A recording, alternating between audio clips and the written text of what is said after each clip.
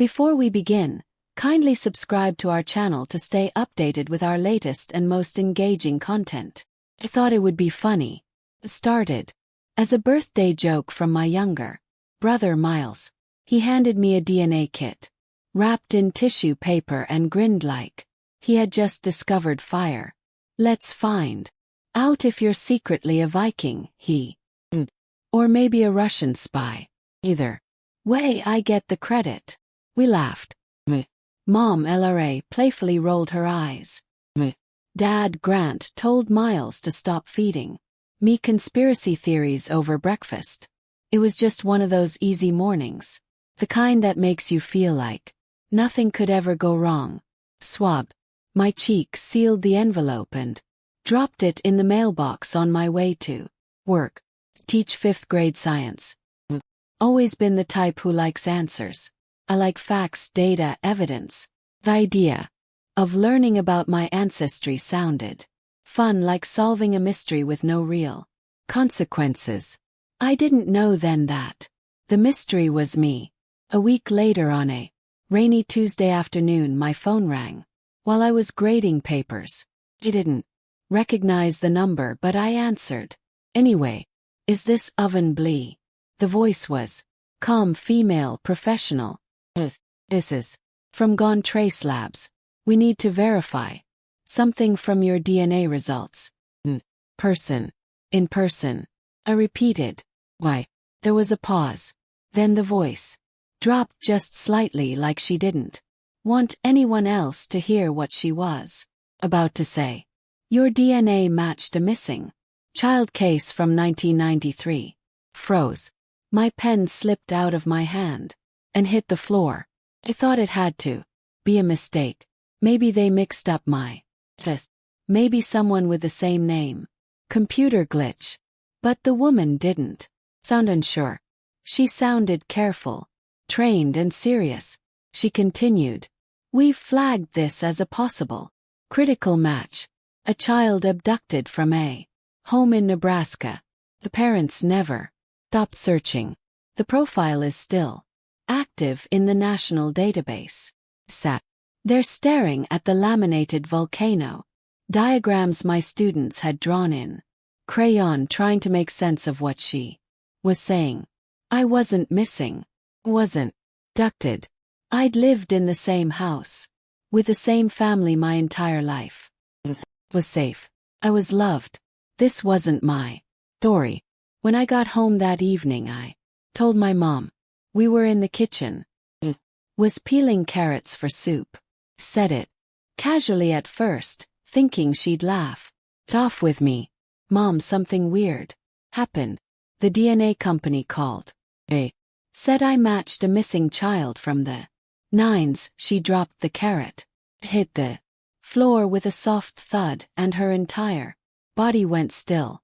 Her face drained of color. She looked straight at me like she was seeing a ghost. I asked her what was wrong. She didn't answer right away. She didn't pick up the carrot. She just stared, eyes wide, lips pressed together, like she was trying to hold something. Then her voice cracked. You were never supposed to find out. My stomach flipped. What are you talking about? Find out what? She reached for the counter to steady herself. Her hands were shaking. She looked so small in that moment, so fragile, like the weight of whatever she was carrying had finally gotten too heavy. You weren't adopted, she whispered. We didn't go through an agency. There weren't any papers, no court, no records. I stared at her. Then what? What does that mean? Her eyes filled with tears.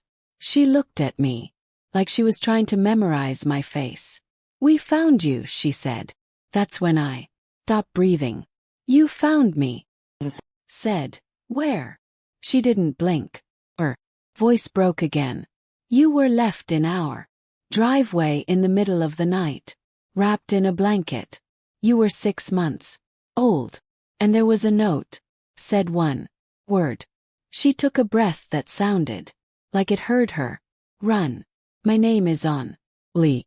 I'm 29 years old. I live in Loveland, Colorado, in a 2-bedroom house with a backyard full of wild flowers and a scruffy rescue dog named Clover. I've had the same best friend since middle school. I bake banana bread on Sundays and I teach 5th grade science at Lincoln Elementary. My life is small but it's full. It's mine. Or at least I thought it was. Growing up I had the kind of family people envied. Mom LRA made handwritten lunch notes and lavender tea when I had a bad day. My dad Grant is the reason I know how to change a tire, calculate compound interest and build a campfire in the rain. My younger brother Miles is 4 years younger than me but acts like he's the older one. He's the funny one, the bold one, the one who talks to strangers and sings too loudly in the bar. We weren't rich. We weren't perfect but we were close. We had inside jokes and movie nights. When I scraped my knees, my mom kissed them. When I aced my cities, my dad framed the core report. I never felt like I didn't belong. I had no reason to question anything about who I was. My birth certificate said LRA and Grant Blythe. My baby pictures were on every shelf. Childhood was filled with memories that felt solid and real. Camping trips to Rocky Mountain National Park, science fairs, Christmas mornings with matching pajamas. So when Miles gave me the DNA kit for my birthday, I didn't hesitate. Felt like a quirky gift, a fun thing to do together. We joked about who might come back with Neanderthal genes. Swabbed my cheek and popped it in the mill. It didn't feel like a door. Felt like a toy. A few days later we were sitting around the kitchen table, eating waffles and arguing about whether Pluto should still count as a planet. Miles was scrolling through his phone and said, "You think they'll find out you're descended from ancient royalty?" I laughed. "I'll settle for mildly interesting." Mom smiled from the stove. "You'll be interesting no matter what your DNA says." Dad grunted from behind his newspaper. "Long as it doesn't tell us she's related to politicians, but we all laughed. It was a normal morning. I didn't know that was the last morning before everything changed. Even now I keep thinking back to how ordinary it all was. The mugs on the table, the smell of maple syrup, the scrape of chair legs against wood. There was no thunder, no warning, just a phone call that cracked everything open. After I told my mom what the DNA company said, she fell apart so fast I barely recognized her. I had always seen her as gentle but strong, the kind of person who carries everyone else's pain without showing cracks. But that night she crumbled in front of me. We sat in the kitchen for hours, neither of us saying. She made tea. She never drank. Asked the same question 3 different ways, trying to make it make sense. Found me. What does that mean? Wouldn't look me in the eye when she answered. Your father and I woke up to a noise on the front porch. We thought it was raccoons. It wasn't. It was you. Said I was wrapped in a yellow flannel blanket. I was wearing a pink onesie, crying softly. There was a note pinned to the fabric. One word, run. My dad called the police. They came, took pictures, collected the note, but there were no reports of a missing baby, no witnesses, no car scene. No one came forward. Eventually the case went cold. And my parents, if I can still call them that, were left with a decision. They didn't plan it. They didn't steal me. But they kept me. They never legally adopted me because there was no one to adopt me from. No file, no family, just me showing up like a ghost in the night. My mom said she kept waiting for someone to knock on the door. That first week, she didn't sleep. She kept me in her arms every second. She was terrified I would vanish just as quickly as I'd appeared. But no one ever came. Police said it could have been an abandoned baby, an illegal drop-off. Maybe a scared teenage mother, maybe. Worse, they didn't have answers and eventually they stopped asking questions.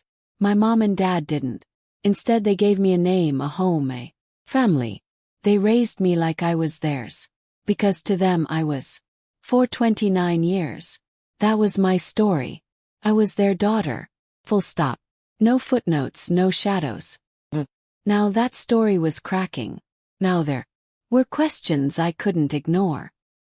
There was a woman on the other end of the phone saying I might be someone else. Entirely. And the worst part, I wasn't sure if I wanted to know the truth or if I could live without it. The next morning I called the number back. Needed to hear it again. I needed proof that I hadn't misheard, that I wasn't spiraling into some absurd daydream, built on a dropped call and a cracked memory. Gone Trace Labs, this is Dr. Kelsey Arden. Her voice was the same. Calm, neutral but not cold. This is on. Lee, I said. You called me yesterday. About a DNA match.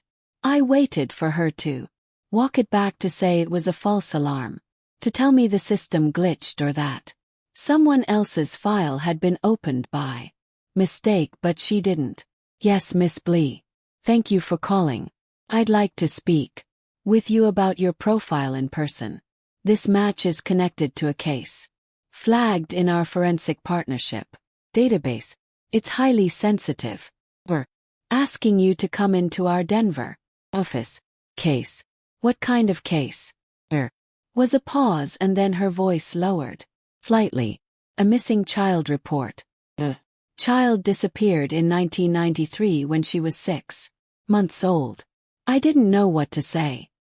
Stared at the coffee mug in my hand, the one that said world's okayest teacher, and felt my stomach flip. I'm not a missing person, I said. I've never been missing. I understand this may be a we're not saying you are, only that your DNA has produced a direct match to biological parents listed in the national system. We'd like to verify this match under supervision before any further steps are taken. I agreed to come in. I didn't know what else to do.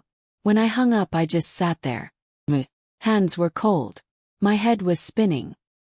Knew I had to tell someone, but I wasn't ready to go back to my mom yet. Wasn't sure what she could even tell me. Had already said it. You weren't adopted. We found you. I didn't know how to process that sentence. How does someone just get found?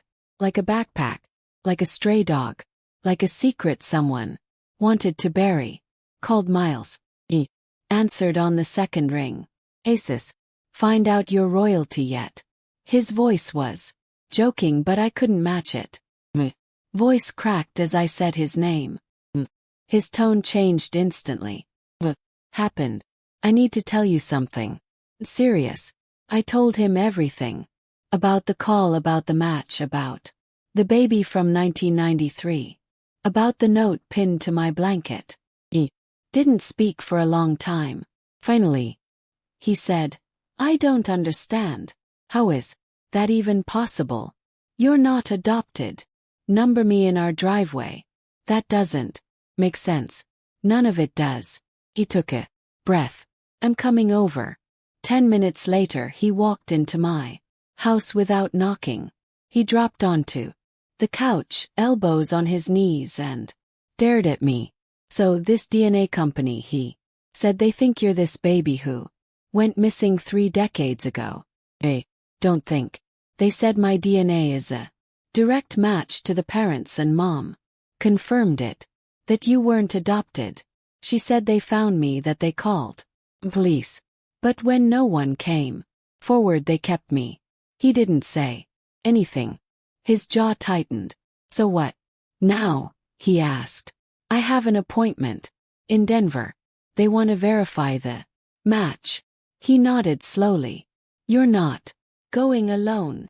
I expected him to argue, to panic, to tell me not to go, but he was already grabbing his jacket. drove down the next morning. The silence between us was thick, but not tense. Felt like both of us were trying to hold on to the version of life we knew before. Slipped away completely. Jean. Trace building looked more like a bank than a lab, modern, glass-walled. Clinical. Dr. Arden met us in the lobby. She was in her 40s, maybe early 50s. Her hair was pulled back. Her hands were ill. She spoke with the precision of someone who had delivered devastating news before. We followed her into a small room with 2 chairs, a monitor, and a folder on the table. She explained everything clearly. In 1993, an infant named Arya Fenwick was taken from her home in Lincoln, Nebraska. There was no sign of forced entry, no ransom demand. Her parents never stopped searching. Their DNA has remained in the Federal Registry for Missing Persons for over 25 years. She opened the folder and handed me a photo. Baby, dark eyes, round face, wrapped in a yellow flannel blanket. I had that blanket in my keepsake chest. My mom always told me it was my first gift, that she kept it 'cause I loved the texture. Felt my throat tighten. We ran your sample through 3 databases. Dr. Arden continued. You are a direct biological match to Monica and Jude Fenwick. 99.9% certainty. Miles leaned forward. So what does that mean for her? What happens now? Arden didn't answer right away. Instead, she asked if I wanted to initiate contact. They're still alive, I asked. Yes, she said. They've never stopped hoping you'd be found. I felt the room. I thought of the woman who raised me, who kissed my forehead when I had fevers. I thought of this other woman, waiting in another state, wondering if her daughter was dead or alive. Both stories couldn't be true, but somehow they were. I didn't know what to do next, but I knew one thing for sure. Life would never go back to what it was before that phone call. That night I didn't sleep. I lay on my back in the dark, staring at the ceiling fan as it spun slowly above me. The silence in the room wasn't comforting. It was suffocating. My world had split open. Everything I knew about who I was had started to dissolve. I wasn't just on Blythe's science teacher, daughter, sister. I was also Arya Fenwick, the baby who vanished from her crib in Nebraska 29 years ago. Couldn't stop thinking about the woman in that photo. Monica Fenwick, my biological mother. Somewhere she had been waiting, watching every birthday go by, wondering, hoping, grieving someone who had never really died. I also couldn't stop thinking about the woman who raised me, LRA. The hands that braided my hair, the voice that soothed my nightmares. She wasn't perfect, but she was mine. And now I had to face the possibility that she had made a choice that stole someone else's child. By morning my mind was no clearer, but my decision was made. Needed to know everything. I needed to meet the people I came from. Not because I was ready. I wasn't. But because there was no going back. Miles drove me back to the lab. He was quiet but present. Every time I looked over, he was already looking at me. He didn't ask me if I was. He knew. Dr. Arden greeted us. Again, this time in a smaller room with a large screen mounted on the wall. Sat down across from me and folded her hands. We've spoken to Monica and Jude, she said. They were informed of match. They've asked to speak with. No pressure. We'll end the call at any time if it becomes too much. He nodded. My hands were cold. Pressed them between my knees to stop the shaking. She clicked a few keys and the screen flickered to life. A woman's face appeared first. Monica. She looked tired, but alert, like someone who hadn't slept in years but refused to shut her eyes. Her hair was dark stray with gray. Her eyes matched mine exactly.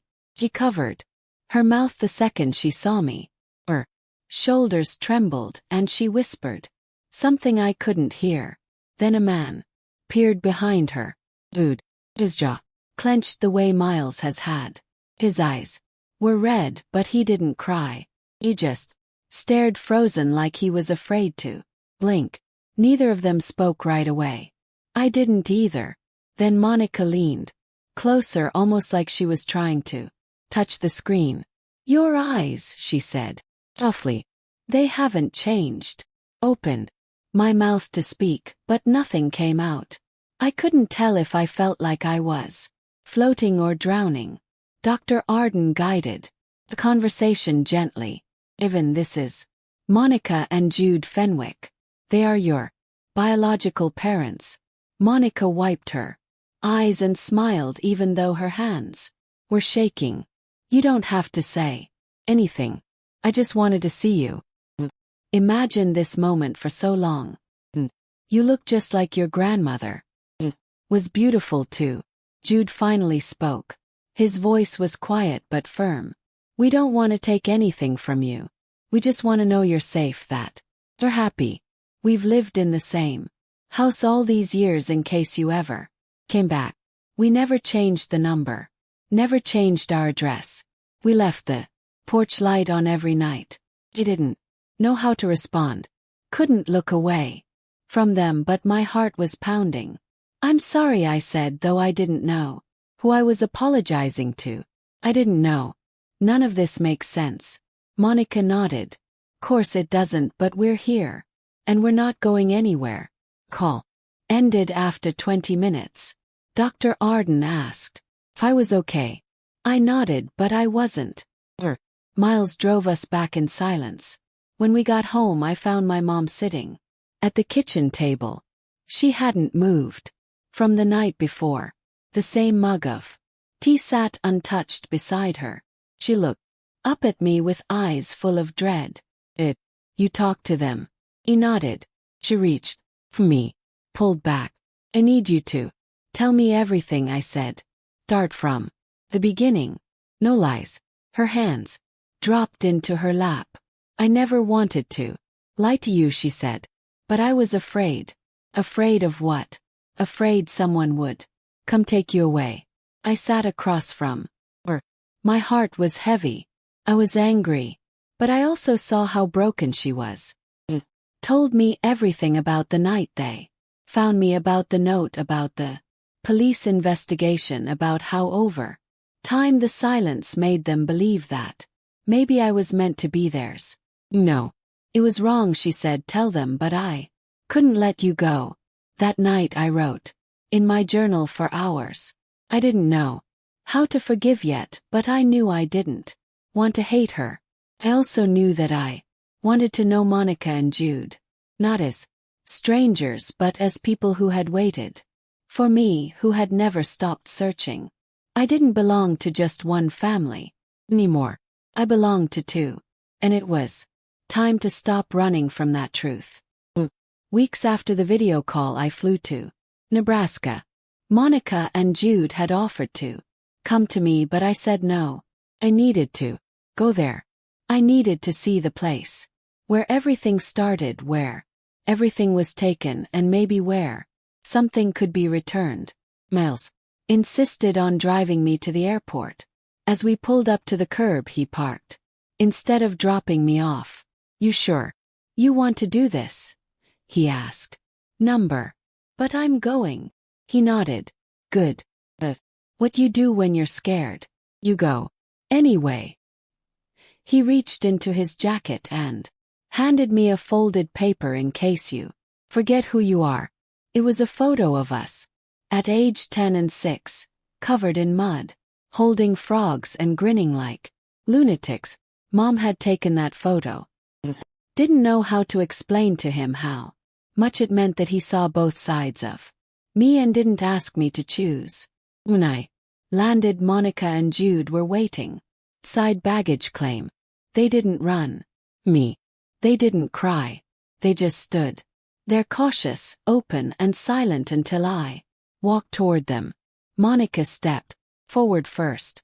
"Hi On," she said. "Or Arya, or whichever name you want to be called." "On is okay," I said. "That's who I've been," she nodded. "It's nice to meet you, On."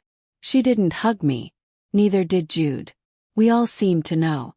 It was too soon, too fragile. But as we got in the car, I saw Monica's hand reach back from the front seat and rest on the center console halfway between. I didn't take it, but I didn't look away. Their home was small and warm, the same address from the case file. Nothing had changed on the outside. And when we stepped inside, it was like stepping into the past. Baby photos lined the mantel. A crib stood boxed in the corner of the guest room. A pink blanket folded carefully on top. Monica saw me looking. We couldn't throw anything out. Felt like if we did, we were saying goodbye. And we never wanted to say goodbye. Made dinner. Grilled cheese and tomato. Apparently it was my favorite as baby. I didn't remember it, but I ate. Anyway, we sat at the table talking carefully. They asked about my life, my work, my dog. They laughed at my stories about Miles and my students. I asked them about their lives too. They were kind, but I could tell they had stayed frozen in time, waiting for a future that never arrived until now. After dinner, we sat in the living room. Or felt heavier. "There's something we want to show you," Jude said. He pulled out a box and opened it slowly. Inside was the original police report. Newspaper clippings, flyers, the blanket, and the note. I had seen photo copies from the lab, but seeing the real thing was different. The paper was yellowed, worn. One word written in hurried black ink. "Run." "We don't know who wrote it," Monica said. "We never found out, but the police think it was someone who cared, someone who wanted you safe. Maybe the person who took you wasn't the one who left you." Picked up the note and turned it in my hands. Mind raced. Was it my birth other neighbor? Someone who saw something and didn't know how to report it? There were no answers in that box, only pieces. One piece mattered more than any of the rest. Monica pulled out a photograph. Was taken in the hospital the day I was born. Her face was younger, but the shape of it was mine. Her hair curled at the ends just like mine does in the summer. In her arms, a tiny baby me. Bracelet tag read, Arya Fenwick, July 24th, 1993. Took the photo. My hand trembled. "You are her," Monica said. Not like a revelation, but a truth she had never doubted. We didn't speak after that for a while. The three of us just sat in that quiet room, surrounded by nearly 30 years of loss and hope. Finally I stood. I walked over to Monica, and this time I reached for her. She didn't say anything. She just pulled me into the kind of hug that only a mother could give. Tight, full of breath and sorrow and joy all at once. Jude joined us. His arms circled both of. For a moment I was in the center of family I had never known, yet somehow felt real. It didn't erase the years. It didn't undo the pain, but it created something new, a bridge. That night, before I went to bed, I called my mom. LRA answered on the second ring. Said, "Are you okay?" "Yeah," I said, "I think I am." And for the first time in weeks I meant it. When I came back from Nebraska, nothing looked different, but everything felt different. The walls in my house were the same. My classroom was still covered in solar system models and glitter from a failed science fair experiment. Clover greeted me at the door like always, but I was changed. Wasn't just on Blee anymore. I was also Arya Fenwick. And somehow I had to learn how to live as both. I started therapy a Week later, my counselor Sarah asked me a question in our first session that caught me off guard. She said, "Who are you if you stop trying to protect everyone else's feelings?" That question stayed with me. For so long I had worried about hurting my mom, about betraying the people who raised me, about overwhelming the people who waited for me. But I had never stopped to think about what I needed, what I wanted to do with the truth. I kept visiting Monica and Jude. First just phone calls and short weekend visits, then longer trips. I walked through the park where they used to take me when I was a baby, sat in the church pew where they held vigils for me every year on my birthday. The scrapbook they made after every holiday they celebrated without me, always leaving a blank space labeled Arya's page in case I ever came home. Broke my heart and healed it at the same. I also spent more time with my mom and dad, the parents who found me, who raised me, who loved me even when their love was born in fear. I didn't forgive them overnight. There were things I still questioned, things I struggled to accept, but I could see their pain and I could see their love. Neither had been fake. One afternoon I sat in the backyard with my mom. Clover was asleep at our feet, and the wind moved softly through the trees. She looked over at me and said, "Do you hate me?" "No, but I think I need you to be different now. I need you to stop pretending everything was okay because it wasn't." She nodded, her eyes filled with tears, but she didn't look away. "Well, I'm trying." That was enough for me, at least in that moment. Miles stayed my anchor. When things felt too big, he reminded me who I was before any of this. He was the one who joked that he deserved partial credit for solving a 30-year-old mystery by buying me a DNA kit on sale. But the truth is, I had to be the one to open it. I had to be the one willing to see what came next. Well, one forced me to take that step, and that matters. A few months later, Monica gave me a letter she had written the week after I disappeared. She never sent. It was folded in the back of a drawer next to hospital bracelets and ultrasound pictures. It said, "If you ever read this, I want you to know that your life matters. Whether you remember me or not, whether you love me or don't, I will always be your mother. You are not lost. You are loved." I cried when I read it, not because it was perfect, but because it was human. There was no neat ending to this story. No one walked away with every answer. We never found out who left me on that porch. We never learned what happened between the moment I was taken and the moment I arrived in Colorado. Some chapters will always be blank, but not all stories need to be complete to be meaningful. I know who I am now. Mon, I'm Ariel. I'm a teacher, a daughter, a sister. Belong to more than one past. I belong to more than one family. And that doesn't make me broken. Makes me whole in a way I never expected. There are still days when the weight of it all catches me by surprise. A familiar song, a scent in the air, a photo tucked in a drawer. Then I remember that I survived a truth bigger than I ever asked for. Instead of letting it crush me, I let it shape me. Now when I look in the mirror, I see someone braver than before. Someone honest, someone who doesn't run from the truth. And when my students ask where I come from, I smile and say, "That's a long story, but it's a good one." 'Cause it is. Even with the pain, even with the questions, it's a good story and it's mine. If you made it to the end of this story, thank you. It has been the most personal, disorienting, and strangely beautiful chapter of my life. I shared it because I know there are people out there who feel like something is missing, like there's a question no one is willing to answer. Maybe this gives someone else the courage to start looking. If this story moved you, please like the video. Share it with someone who might need to hear it. Drop a comment below. I read everyone and I'd love to hear from you. And if you want more real stories that go deeper than headlines, subscribe to channel. There's so much more to come and I'd love to have you here for.